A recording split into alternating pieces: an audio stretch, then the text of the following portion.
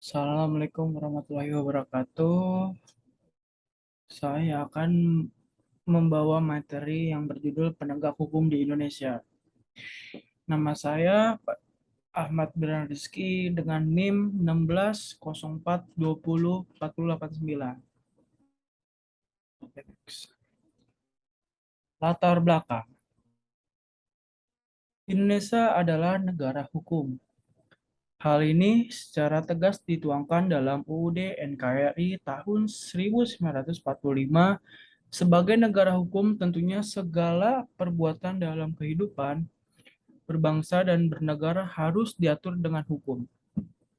Hukum sebagai peranata sosial memiliki peranan penting dalam masyarakat untuk menciptakan ketentraman, keadilan, dan keamanan, juga mengatur segala perbuatan manusia yang dilarang maupun yang diperintahkan. Setiap masyarakat memiliki kepentingan yang berbeda. Dengan banyaknya kepentingan yang berada di antara masyarakat, sehingga diperlukan hukum untuk mengatur perbedaan kepentingan tersebut. Hukum berisi tentang yang mana harus dilakukan, yang mana tidak boleh dilakukan, yang bersifat memaksa, mengikat, mengikat dan berisi sanksi yang tegas. Salah satu hukum yang berlaku di Indonesia adalah hukum pidana. Hukum pidana adalah bagian dari keseluruhan hukum yang berlaku di suatu negara. Sehingga dengan adanya hukum pidana ini, maka setiap orang yang melanggar dari norma akan dikenakan sanksi, baik itu berupa pidana maupun sanksi administratif yang akan diproses melalui lembaga peradilan. Next. Perbedaan dan contoh hukum perdata dan hukum pidana. Mengetahui hukum menjadi hal yang wajib bagi setiap warga negara. Mungkin ada beberapa istilah hukum yang dianggap sama oleh masyarakat awam.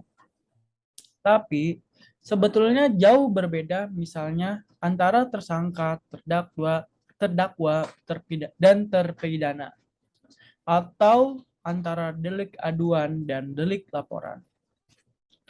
Masih banyak yang belum bisa membedakan. Bahkan perbedaan serta contoh hukum perdata dan pidana juga banyak yang belum diketahui. Pada dasarnya, di Indonesia jenis hukum dibagi menjadi dua jenis, yaitu hukum publik dan hukum privat. Kedua hukum tersebut terbagi lagi menjadi beberapa jenis hukum. Dua di antaranya adalah hukum pidana dan hukum perdata, yang bisa dibilang paling akrab terdengar di tengah masyarakat. Dalam menuntut keadilan, tentu kamu wajib tahu masuk ke ranah hukum manakah perkara yang sedang kamu hadapi.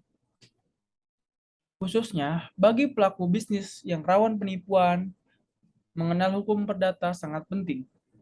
Itulah kenapa keberadaan notaris juga sangat dibutuhkan karena berkaitan dengan berbagi masalah yang berkaitan dengan legalitas keperdataan.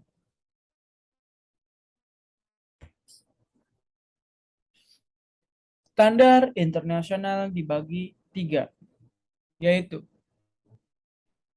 satu, GADRP, yang disebut GADRP.